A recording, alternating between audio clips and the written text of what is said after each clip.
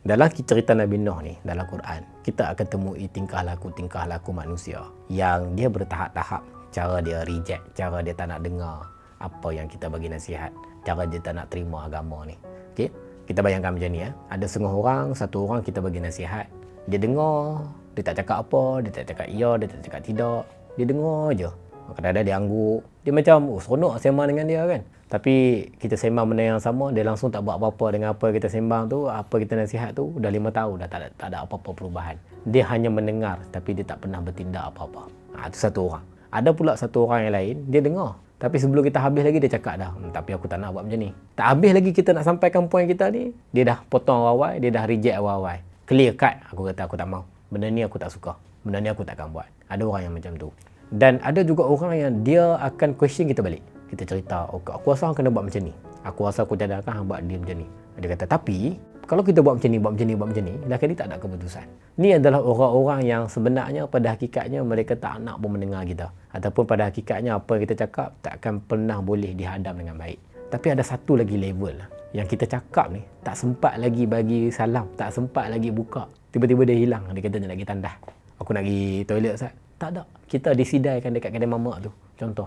Punyalah tak nak dengar kita cakap dia, sampaikan dia langsung tak nak berada dekat depan mata kita. Inilah level-level yang ada dalam masyarakat yang Nabi Nuh kena dakwah kepada mereka. Ada yang dengar tapi buat tak tahu. Ada yang dengar berdebat. Tapi satu lagi level dalam Quran Allah cerita, Nabi Nuh cakap dia firaran.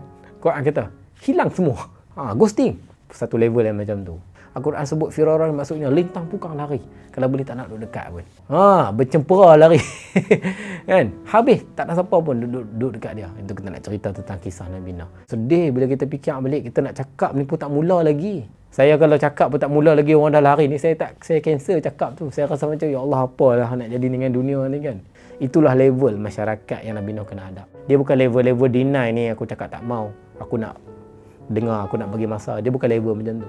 Dia level aku cakap tak sempat lagi Nabi Nuh nak cakap, dia dah lari lintang pukang. Nak menunjuk kepada apa? Tahap kebencian dan juga tahap muak dengan apa yang Nabi Nuh nak sampaikan. Kebenaran ni boleh jadi muak tau. Kadang-kadang bila cakap benda yang baik dalam agama ni, dia memang dia jadi muak, dia jadi macam allergic untuk orang dengar. Kata, dia ni tak sukalah aku follow dia ni cakap benda-benda macam ni. Kita jadi allergic tau. Bayangkan Nabi Nuh kena hadap benda yang sama. Ni bukan level-level allergic muak biasa-biasa. Dia buka mulut, lari. Dia buka mulut, lari. Apa yang kita belajar daripada sini? Betapa sunyinya hidup Nabi Nuh dan betapa sedihnya Nabi Nuh kena hadap benda macam tu. Kita ni tak tahulah kan, saya sendirilah. Kalau seorang tu kawan kita lah, kawan baik, tiba-tiba unfollow, saya dah rasa macam kenapa dia unfollow aku lah. Kita dah mula overthinking dah. Apa salah aku? Kita tak tahu salah kita apa. Dia unfollow je. Itu pun kita dah overthinking. Imagine Nabi Nuh ni, dia bukan level-level unfollow je. Orang tak nak dengar, orang tak nak duduk dekat dia. Dia macam seorang yang berlalu, jalan-jalan, semua orang lari sebab tak nak duduk dengan dia. Betapa dalam dan betapa sakitnya keadaan yang dia kena tempuh tu. Semua orang tak suka dia. Baik budak, baik orang besar, baik pemimpin, baik orang biasa, tak suka dia. Sebab apa? Mendengar cerita-cerita orang jangan dekat dengan dia ni.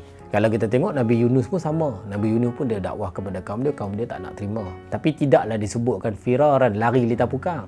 Kaum Nabi Yunus ni dia tolak dakwah tu sampai Nabi Yunus sendiri yang bertindak untuk mengasingkan diri sekejap. Dan akhirnya dia kena ditelan oleh ikan tu. So kita tengok cerita dekat situ berbeza konteks daripada cara kaum tu. Kaum Nabi Yunus ni dia tolak tapi dia taklah firaran. Sedih. Tapi level sedih tu barangkali tidaklah sesedih Nabi Nuh yang tak cakap apa lagi lari lita pukang dah. Jadi apa kita belajar dekat sini? Kita belajar kalaupun tak ada siapa yang nak support kita, tak ada siapa yang nak ikut kita, tak ada siapa yang nak bersama dengan kita dalam apa yang kita buat ni. Asalkan kita buat tu benda yang baik, benda yang tak ada masalah dalam agama, benda yang fastabiqul khairat, benda-benda agama, benda-benda amal soleh, kita janganlah rasa macam kita kena berhenti buat. Sebab apa? Sebab Nabi Nuh kalau dia rasa macam tu, dia ada follow rasa macam tu, dia dah lama dah stop dakwah dia. Kita belajar daripada Nabi Nuh, keep doing even the smallest thing. Sebab apa? Sebab itulah benda yang define kita. Bila kita mampu buat benda-benda kecil pada ketika tak ada siapa yang support kita tu, itulah benda yang define kita punya diri kita punya kedewasaan, kita punya kekuatan, kita punya resilient. InsyaAllah kita akan belajar tentang kisah Nabi Nuh. Banyak benda kita akan belajar tentang Nabi Nuh. InsyaAllah kita akan belajar tentang macam mana pergelutan manusia, pergelutan emosi dalam kisah Nabi Nuh sepanjang Ramadan ini. Jemput daftar di link yang disediakan oleh ML Studio.